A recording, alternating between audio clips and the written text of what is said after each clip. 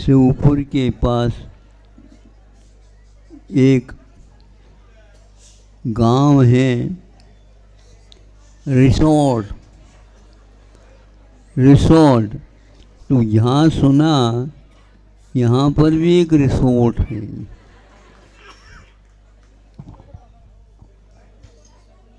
नगर है, गांव है, कौन सा है, क्या है, इसके लिए नामकरण किया जाता है। नाम वैसे आत्मा का कोई नाम नहीं है, किंतु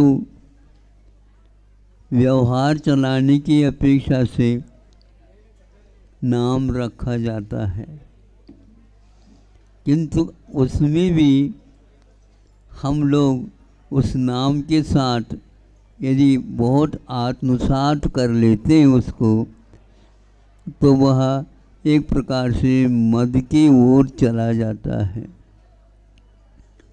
ये नामी है, यह नामी है, जगत विख्यात है।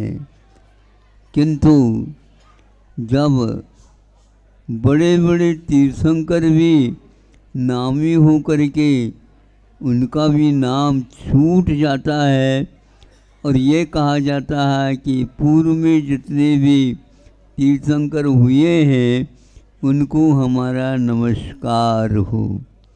भविष्य में इसी प्रकार होने वाले हैं महापुरुष, उनके लिए भी हमारा नमस्कार हो।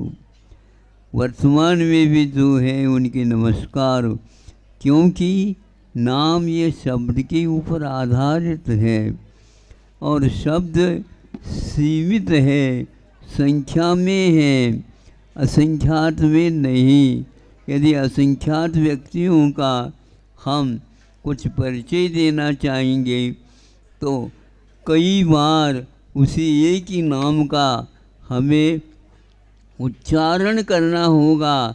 और इस प्रकार भरत चक्रवर्ती भी असंख्यात आ जाएंगे, तीर्थंकर भी असंख्यात आ जाएंगे, आगे के भी आएंगे, पीछे के भी आएंगे। इस प्रकार ये सोचते हैं व्यवहार कितना कमज़ोर है, शब्द कितना कमज़ोर है। आप बार बार एक प्रकार से सोचेंगे तो कितने हम भावुक हो जाते हैं। एक नाम तो रखा ही कुंडली के हिसाब किताब से, किंतु फिर भी एक प्यार का नाम और रखो तो प्याली रख दो ना प्याली रख दो, तो उसके बिना उसकी खुशी का अभिव्यक्तिकरण नहीं हो पाता, इसलिए कर देते हैं।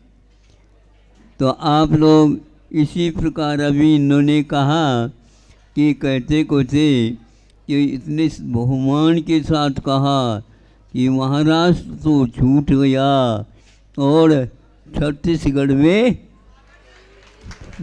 स्वागत है।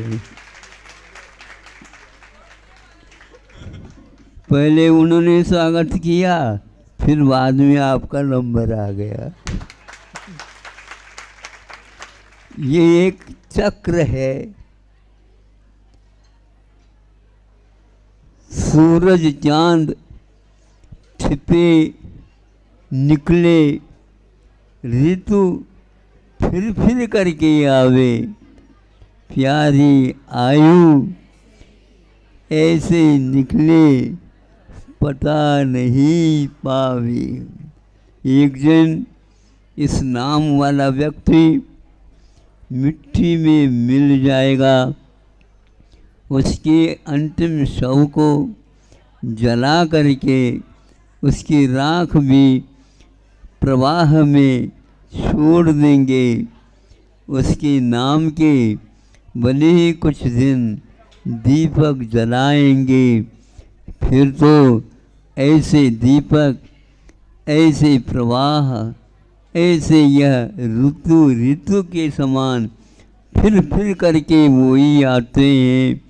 वही सारा का सारा गर्मी के दिनों में पत्ता नहीं रह पाता और इस समय वह हरियाली से झूम रहा है।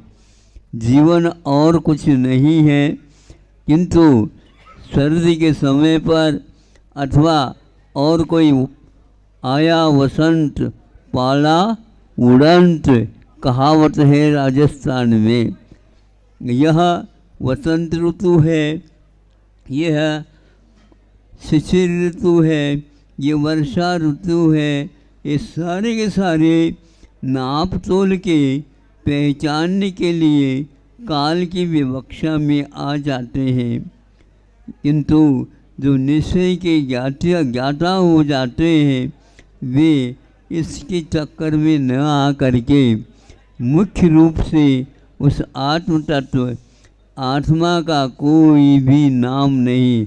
आपके पास भी आत्मा है, इनके पास भी आत्मा है, उनके पास में भी आत्मा है। कीट पतंगों में भी आत्मा वही है जिसमें आप कभी शरीर में है, उसी प्रकार का है। कभी छोटा, कभी बड़ा, कभी मध्यम, इस प्रकार शरीर मिलता है, किंतु ओरिजिनल जो अपने भीतर की आत्म तत्व है उसका न नाम है, उसका न ही कोई ठिकाना है।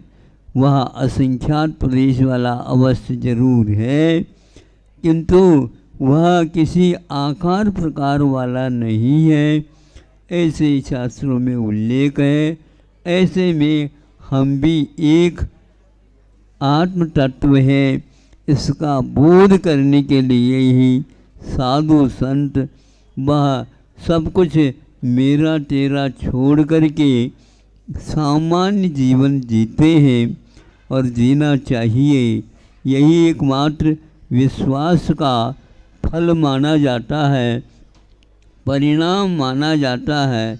विश्वास, संकल्प, रुचि, आस्था, इसके माध्यम से हम रात दिन इस शरीर में रहने वाले उस आत्म तत्व को हमेशा हमेशा याद रखें। किंतु आयु जब मिट जाती है फिर बाद में हम उसको स्मरण तक नहीं कर पाते हैं, क्योंकि स्मरण के लिए मन चाहिए। मन तो कीट पतंगों के पास नहीं है, फिर क्या है उनका अस्तित्व, संवेदन मात्र रह जाता है। आत्मा का संक्षेप से संवेदन करने वाले व्यक्ति आज या नहीं कल निश्चित रूप से आत्मस्वरूप को उपलब्ध होंगे। हमें भी वह उपलब्धि हो, सबको यह उपलब्धि हो। इन्हीं भावनाओं के साथ अहिंसा परमो धर्म की